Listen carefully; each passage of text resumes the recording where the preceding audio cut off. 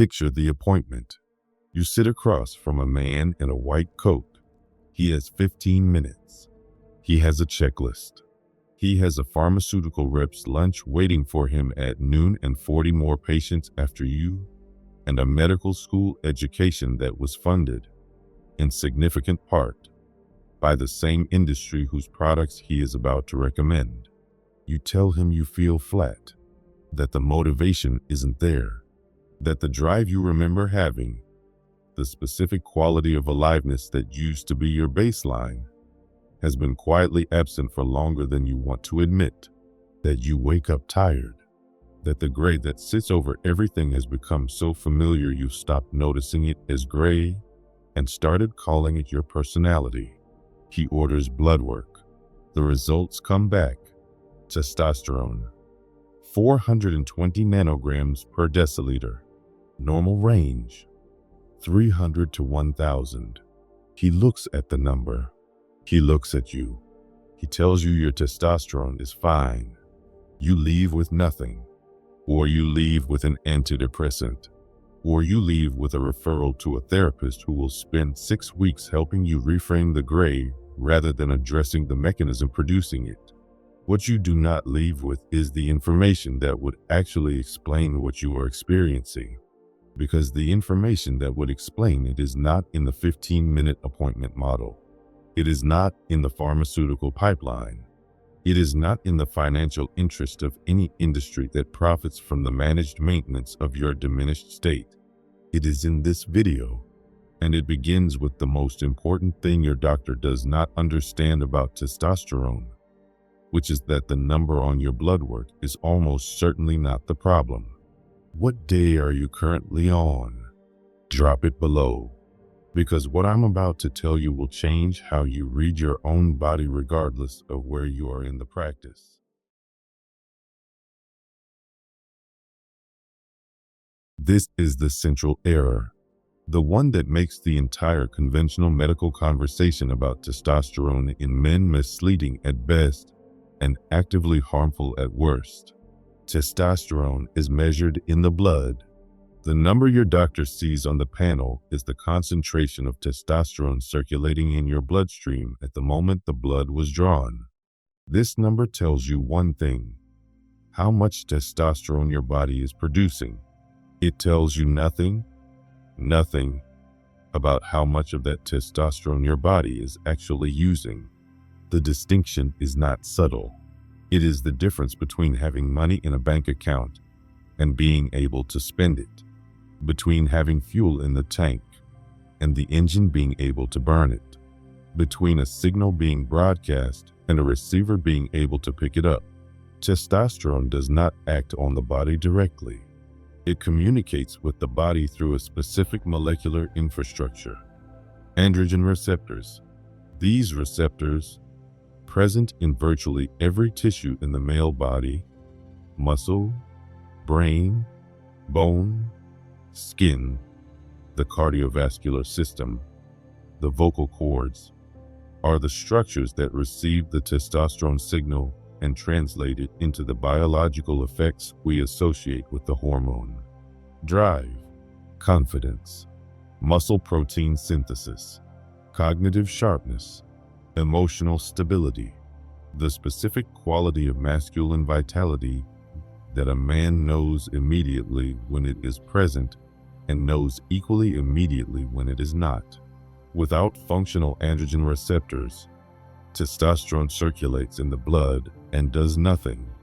The number on the blood work can be 800 nanograms per deciliter, well above the average, above what most men are told they should aspire to, and the man can still feel completely flat, completely gray, completely devoid of the biological expression of the hormone his blood is supposedly full of, because the receivers are broken.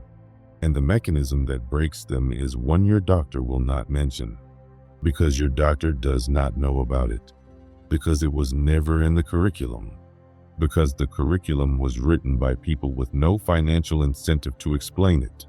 The mechanism is zinc depletion. Specifically, The structural zinc depletion produced by chronic ejaculation over years and decades of the male reproductive lifespan.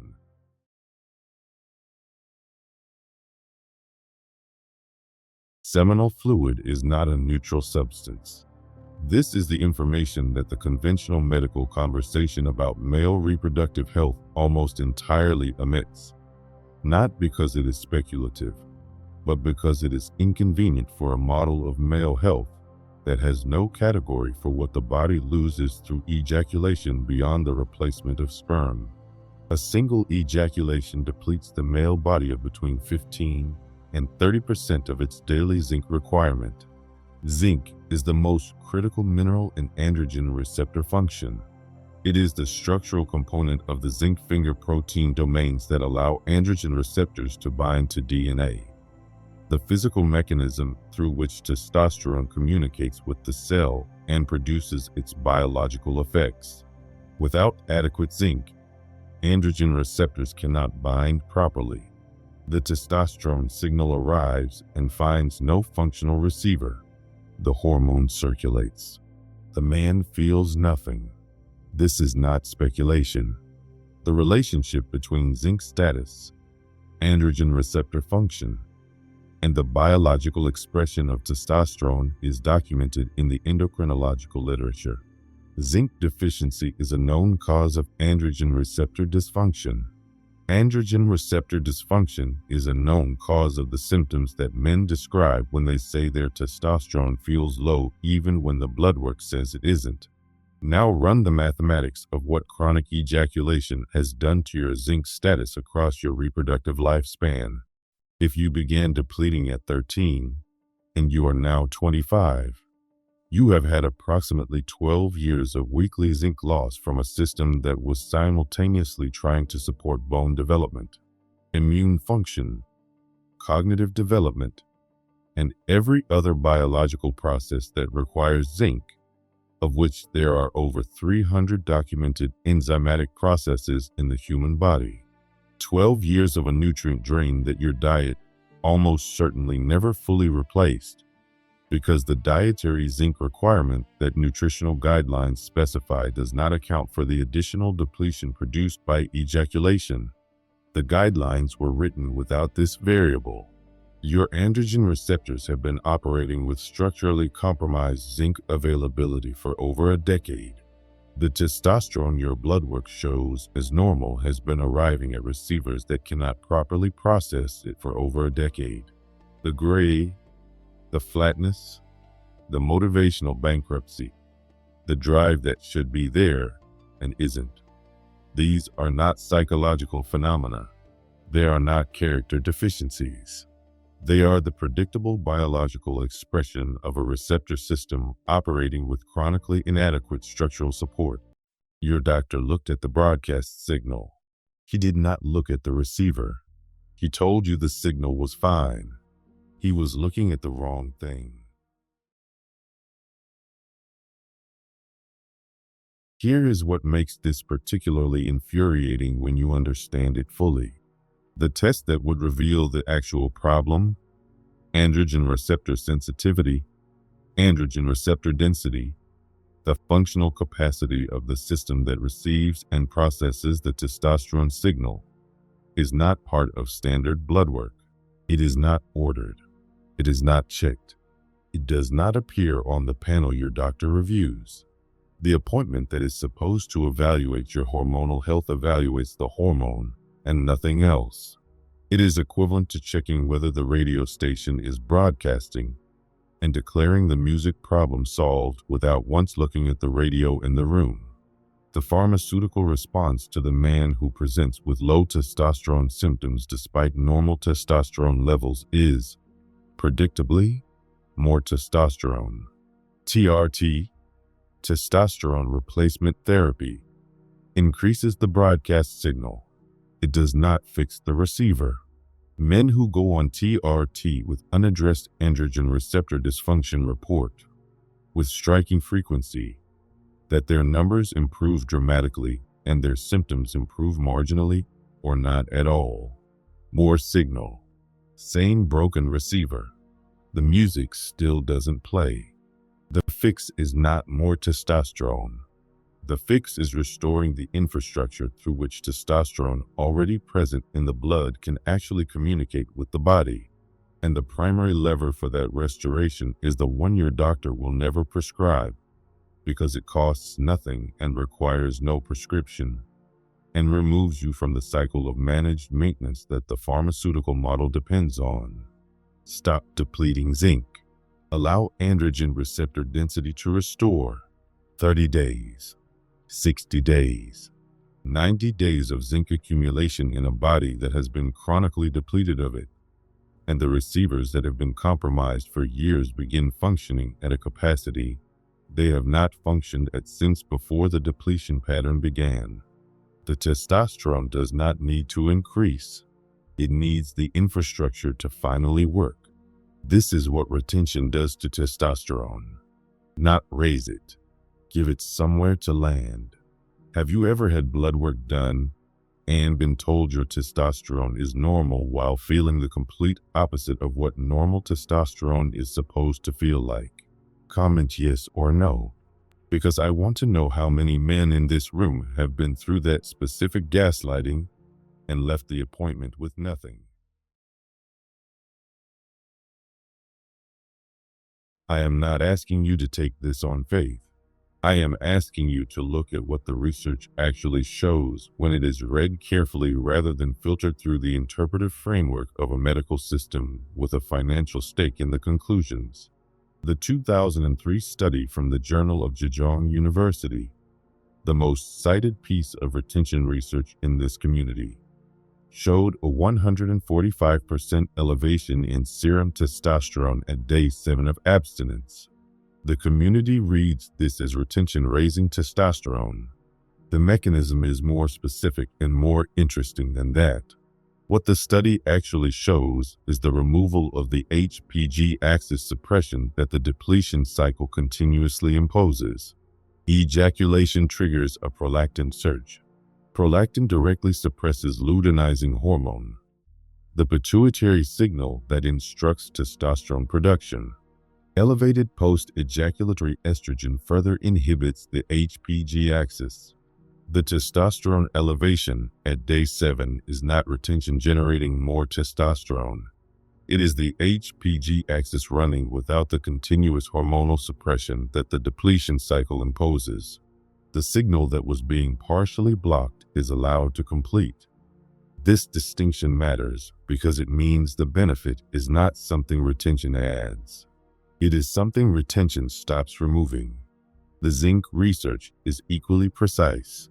A 1996 study in the journal Nutrition showed that dietary zinc restriction in men with normal testosterone produced significant testosterone reduction within 20 weeks, demonstrating that zinc availability directly determines HPG axis output. The same study showed that zinc supplementation in zinc-deficient men restored testosterone levels toward normal within 6 months. The implication is direct. Men who are chronically zinc depleted through ejaculation are experiencing the same HPG axis suppression as men who are zinc deficient through diet. The mechanism is identical. The source of the deficiency is different. The endocrinological consequence is the same. A third body of research on androgen receptor density and its determinants shows that receptor density is not fixed. It is dynamic. It responds to hormonal environment, to nutritional status, and to the presence or absence of the receptor-degrading effects of chronic supernormal androgenic stimulation. The same zinc deficiency that compromises HPG axis output also compromises androgen receptor structural integrity. The receptors that bind testosterone require zinc finger protein domains that depend on zinc availability to maintain their three-dimensional structure. No zinc. Misfolded receptors. Misfolded receptors cannot bind testosterone. The hormone passes without effect. These 3 bodies of research, taken together, build a picture that is internally consistent, mechanistically coherent, and directly supported by primary literature. This is not fringe science. This is endocrinology, nutritional biochemistry, and reproductive physiology, read together, in sequence, without the filter of a medical model that has no economic incentive to connect them. Your doctor did not connect them, not because the connection does not exist, because nobody showed him the literature that contains it. And the literature that was shown to him was selected by people who profit from the medical management of the symptoms rather than the resolution of the cause. There is a second hormone in this conversation that the conventional medical narrative around testosterone almost entirely ignores, and that the retention community mentions rarely and almost never explains mechanistically: dihydrotestosterone. DHT. DHT is the most potent androgenic hormone in the male body. It is produced from testosterone through the action of the enzyme 5-alpha reductase, a conversion that occurs in specific tissues including the brain, the skin, the prostate, and the liver. It binds to androgen receptors with approximately 5 times the affinity of testosterone and activates them with roughly twice the potency. DHT is responsible for many of the specifically masculine biological expressions that men associate with androgens, but that testosterone alone does not fully account for. The deepening of the voice, the specific quality of facial structure and definition, the neurological effects. DHT has direct action in the brain, converting to neurosteroids that modulate dopaminergic activity, GABAergic function, and the quality of what researchers call executive presence, the neurological state that produces confidence, decisiveness, and social authority that other people read before a word is spoken. DHT is also the compound most directly implicated in the specific quality of presence that men notice changing during retention: the sharpness of the gaze, the deepening of the voice, the specific stillness that a retained man carries, and that women detect below the threshold of conscious evaluation. Here is what the conventional medical conversation about testosterone never mentions.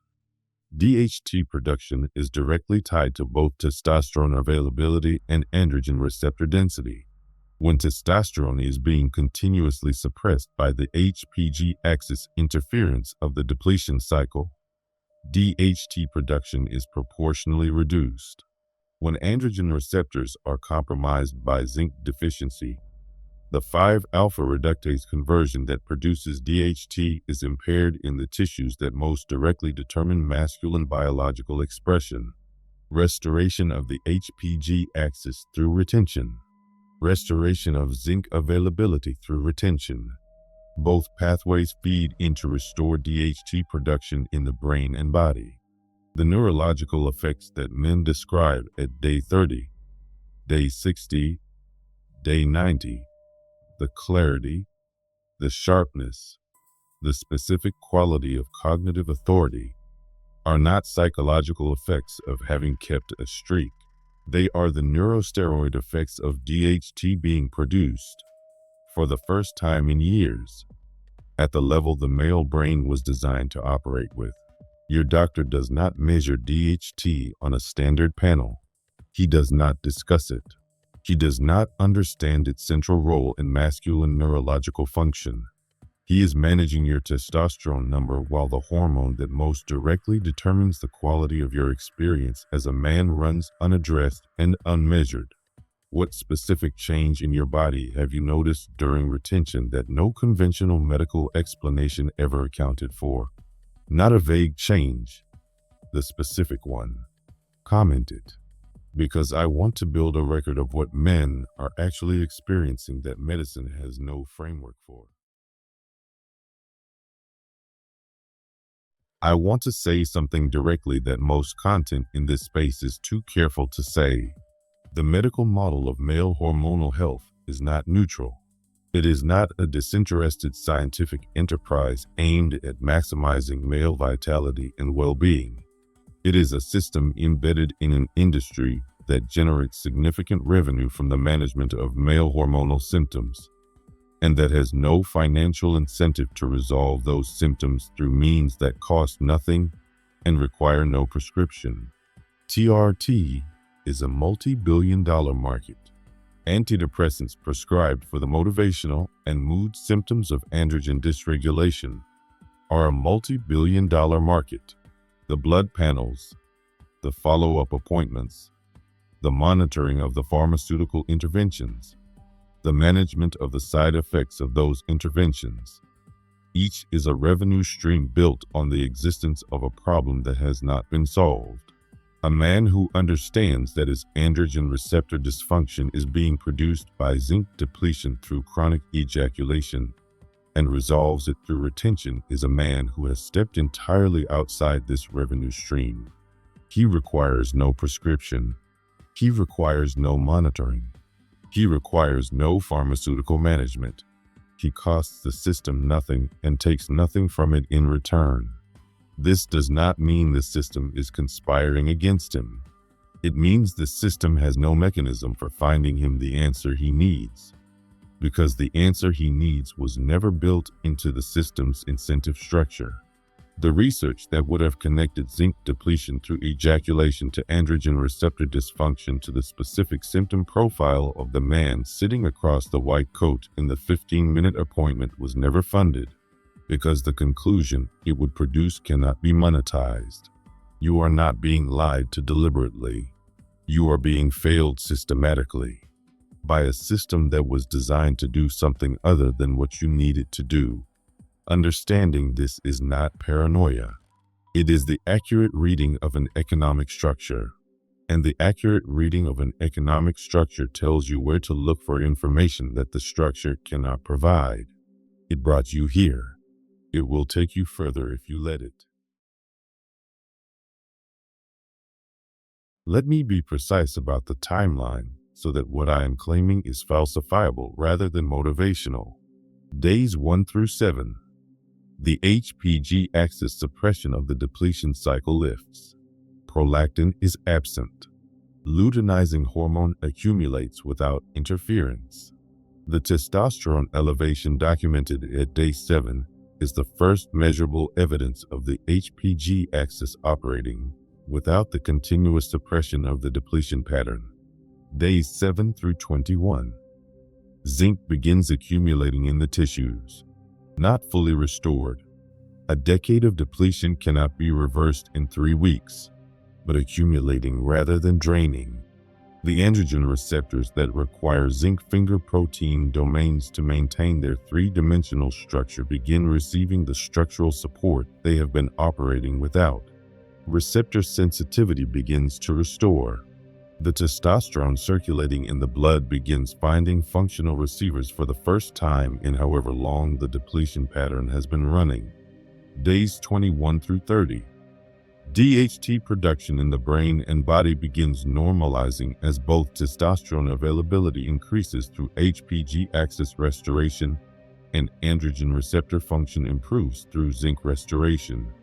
The neurosteroid effects of DHT, the cognitive sharpness, the emotional stability, the specific quality of grounded authority that other people feel before they consciously register it, begin expressing at a level the man may not have experienced since before the depletion pattern began.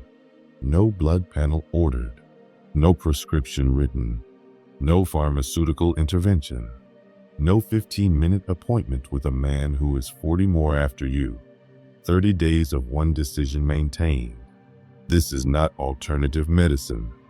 This is endocrinology, nutritional biochemistry, and reproductive physiology converging on a conclusion that the conventional medical model has no framework for delivering to you, because delivering it would cost them your continued participation in a system that profits from the maintenance of your diminished state. Your doctor is not your enemy. He is a man operating within a system that has not given him the tools to help you with this specific problem. You now have the tools he doesn't. Last question. And I want the answer that is true rather than the answer that sounds informed. Before watching this video, Did you understand that the problem was the receiver and not the signal? Or did you believe, the way most men believe, that the testosterone number was the thing that mattered? Comment it. One sentence. Because the gap between what men believe about their own hormonal health and what is actually happening is one of the most consequential pieces of misinformation running through this generation of men. And naming where you were before you knew this is the first step toward never going back to that understanding. The war has chosen you. We stand eternal.